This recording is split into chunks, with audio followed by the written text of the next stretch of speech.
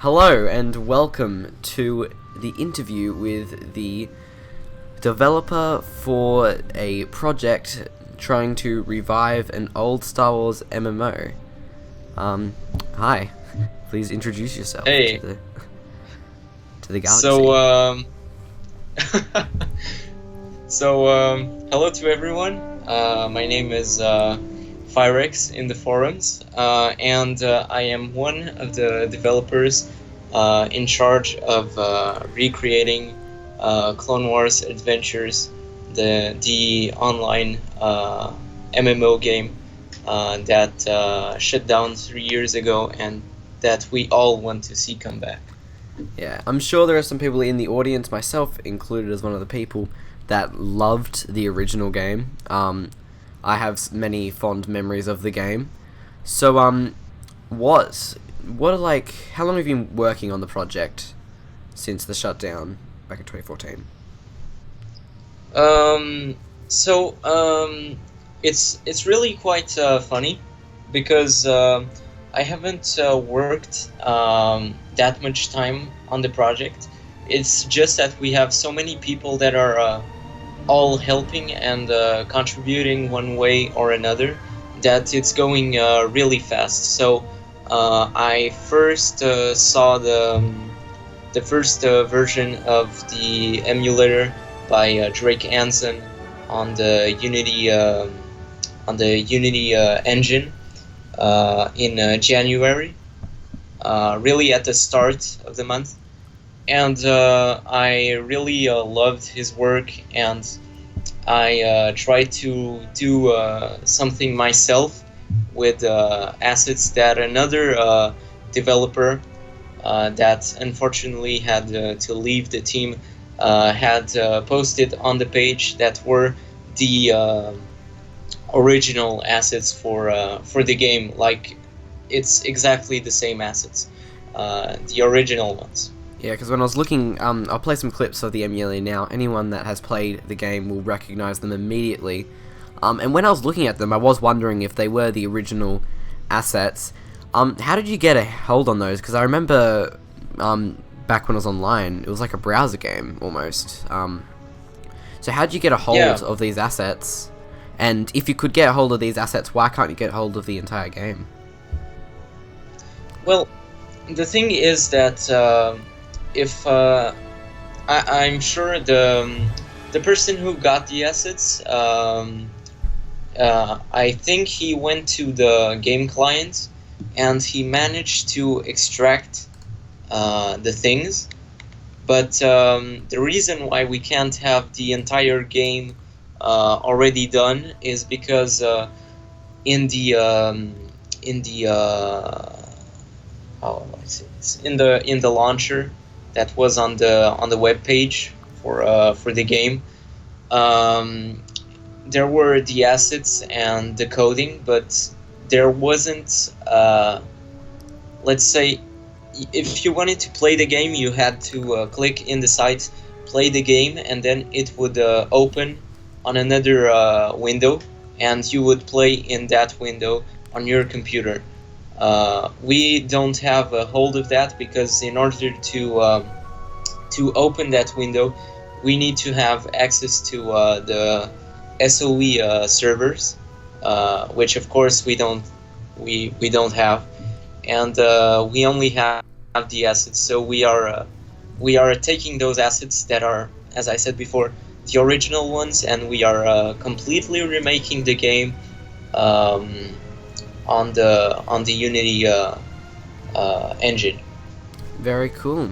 How big is your team? We have 16 developer members, and I think we have 4 or 5 people who are doing, let's say, minor work. Oh yeah. So yeah. So what are some plans that you have for the next few months of the emulator? So these next 2 months are going to be quite complicated because everyone has school exams and all of that. Me too. So we will have to slow down the development, unfortunately.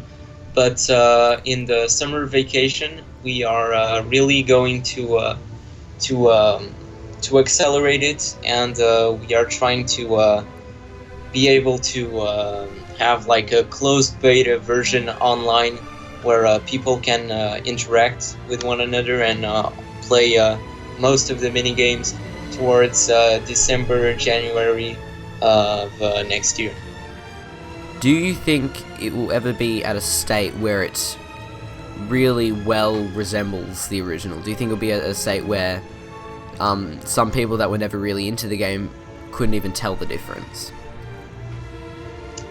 Yes, yes, I think so. Because already the computers we have nowadays are much better than the computers we had 3 years ago, and Clone Wars Adventures graphics are nothing too heavy for them to handle. Plus, we are using Unity, and we are, let's say, remastering the textures. So the game will not look like the old one. It will look even better. So I am really happy to be able to say that to anyone who asks it. From a from a graphic point of view, from a gameplay point of view, we are trying to first get the original game back together, 100%, and after that we will be trying to release, let's say, new updates, new planets, new mini games, even also, let's say, armor sets that were never released in the real game, but we have in the assets files that we can use. So that is quite nice. We have Mara Jade outfits. That is Oh, wow. really cool. Where would you say would be the point where the mini games would start to be integrated? Because right now it is just the model of the world. How far off do you reckon you are off just a couple mini games? So in a mini game, when we talk about mini games right now at the point we are, we already have, if I'm not mistaken, around 16 mini games that are working with Flash Player. But those are the least let's say least important mini games. They are like the one where you had to spot the differences, R2D2 flying around and catching the boosters, Aquatic Assault. We already have a ton of those made. We have, though, to be able to use a plugin that will let us play the game directly in the emulator, because now even you can download the games, but you can play them directly through the Unity emulator. So we are trying to see if in the next update we can have that worked out, but that shouldn't be a problem for very long. Have you at all attempted to speak to Sony Online Entertainment or about any of this? Have they noticed the projects? Have they have they even helped you? So yeah, we are getting to the part where this gets more complicated. Right. So the thing is that Sony Online Entertainment, we haven't contacted them yet, and as of now, I don't think anyone from the company has noticed it. Also, we have to note that Sony Online Entertainment was sold by Columbus, and now it is under the name Daybreak Games. So it made kind of a little change there, but they still have the right to the Clone Wars Adventures material.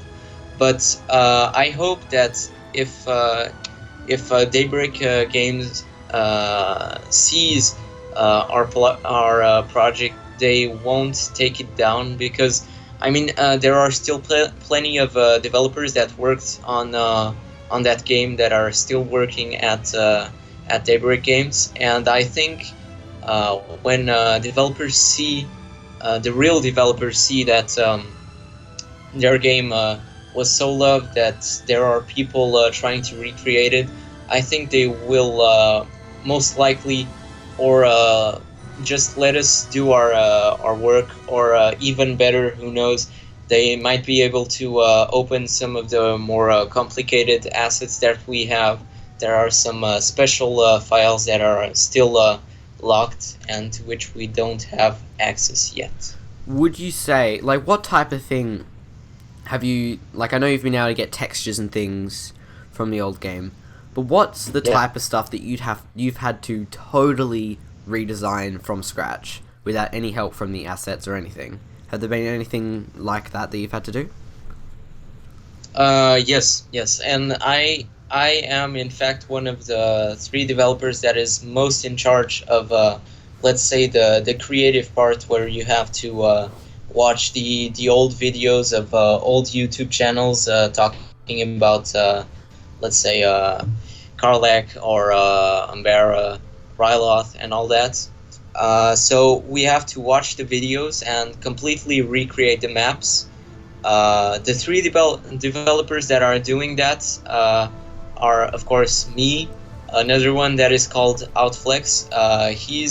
I think he's the most skilled person in the team with Unity. He does plenty of stuff. He takes care of armor sets too, and all of that. And the third person is Drake Anson, that is the original developer for this emulator. So yeah, there is quite a bit of let's say creativity in the terrain creation parts of the game. Right.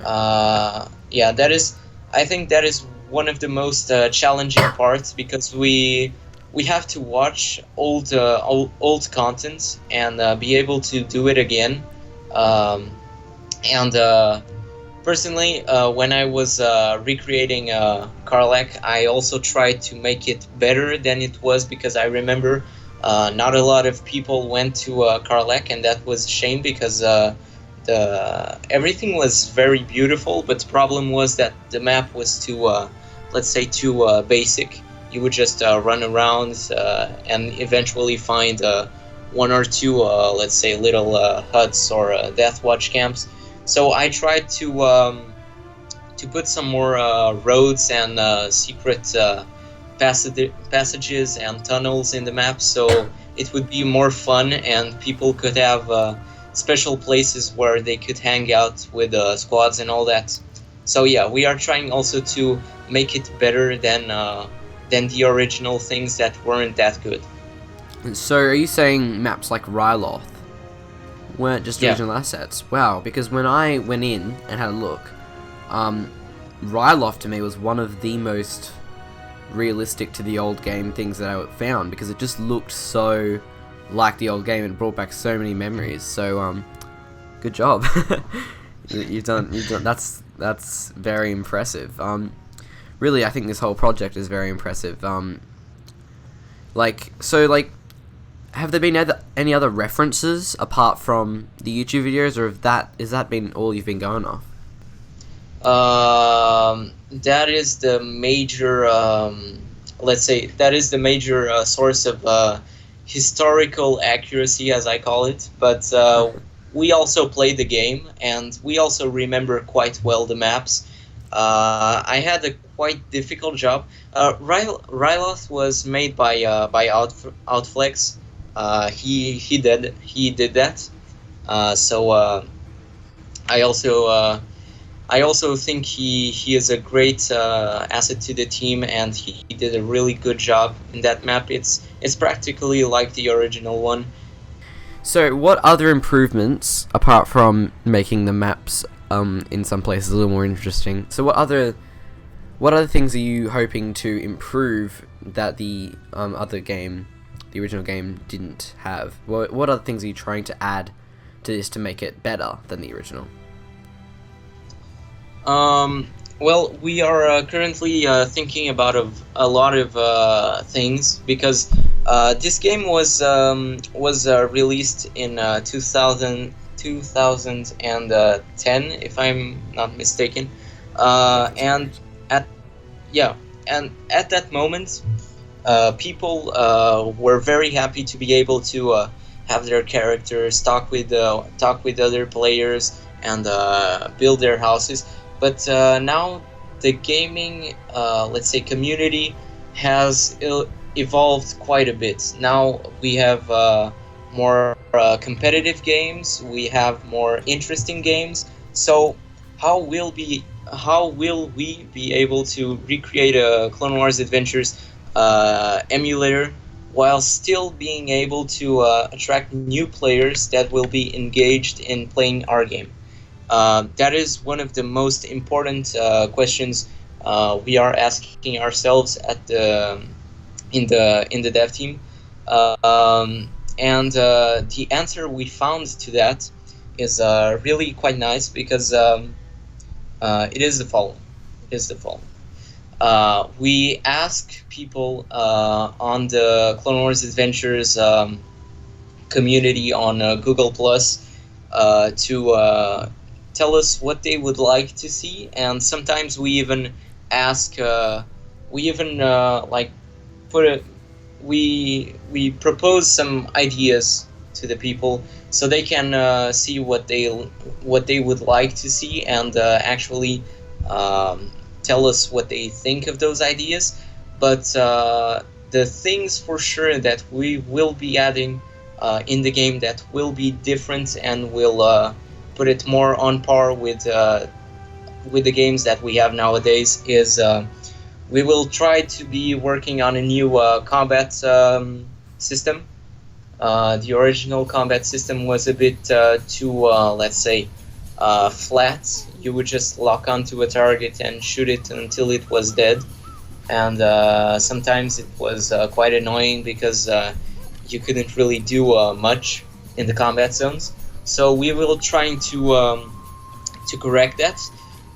We will also be trying to probably create sooner or later an FPS mode. So instead of having the standard TPS point of view of your character, you can have an FPS point of view.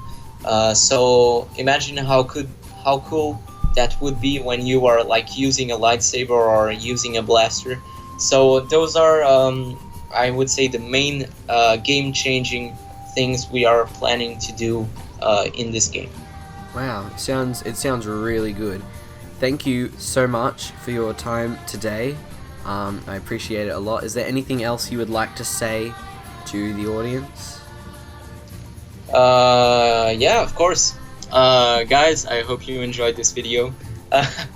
And be sure to check out the Clone Wars Adventures Google Plus page, so you can go there and join us and be more up to date on what's happening, and also check out the official channel for the emulator and every single one of the developers' channels, because every subscriber counts, and we really want the people who love this game to be able to play it again. So the more people know about it, better it is for everyone. So yeah. Alright. All those links will be in the description below, so you can check those out. Leave a like on the video, subscribe to my channel and Clone Wars Adventures, their developer channel. This is going to be, I think, really good once it's finished. I think it's already amazing. So yeah, leave a like on the video, comment down below if you have any memories of Clone Wars Adventures and what you're excited to see once again. And yeah, I hope you have a great day. See you guys next time.